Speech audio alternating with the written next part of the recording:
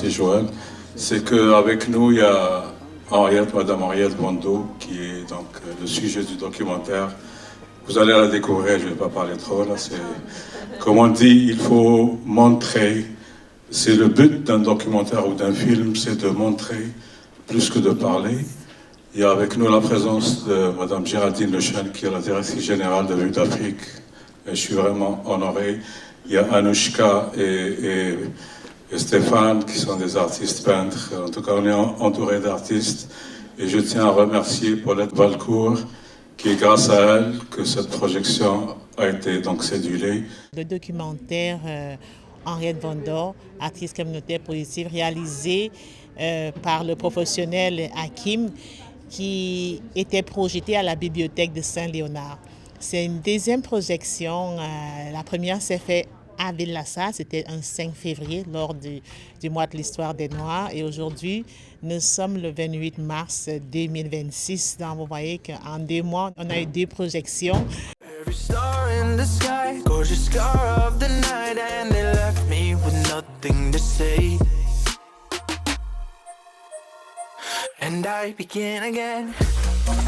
All that's left is to start again. Reimagine, but don't forget. Every flame in this fire, share this desire, surrender with every breath. Parce que nous luttons contre les préjugés de toute nature. Et aujourd'hui, c'était la sensibilisation contre la discrimination liée à l'apparence physique. Donc, on a eu des très belles femmes qui se sont présentées selon les critères à Oulaba. Et je trouvais qu'elle avait un dynamisme exemplaire, qu'elle avait énormément d'amour à donner et qu'elle voyait à travers l'autre beaucoup plus que ce qu'on ne voit à tous les niveaux.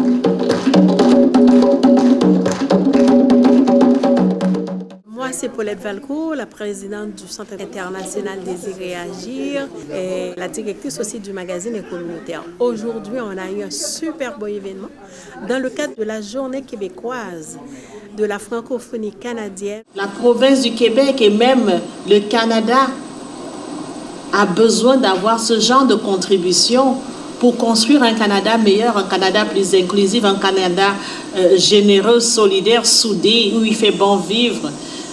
Et de se faire décrire comme ça par ces personnalités, pour moi, c'est déjà une grosse victoire.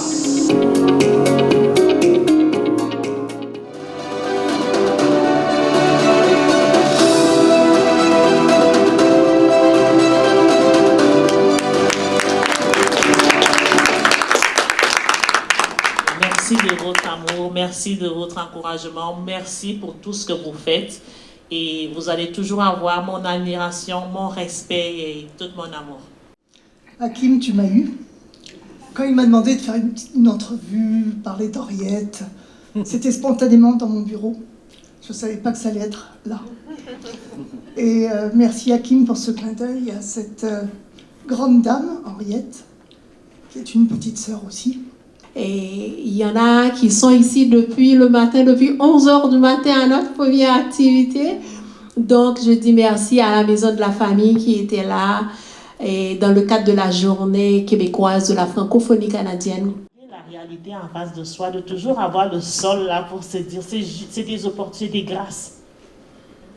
De croiser, d'avoir des personnes qui vous soutiennent comme la directrice de l'UDAP, c'est une grâce. Et si on a cette approche, je pense que il y a beaucoup de choses qui viennent vers vous sans que vous ne les cherchiez.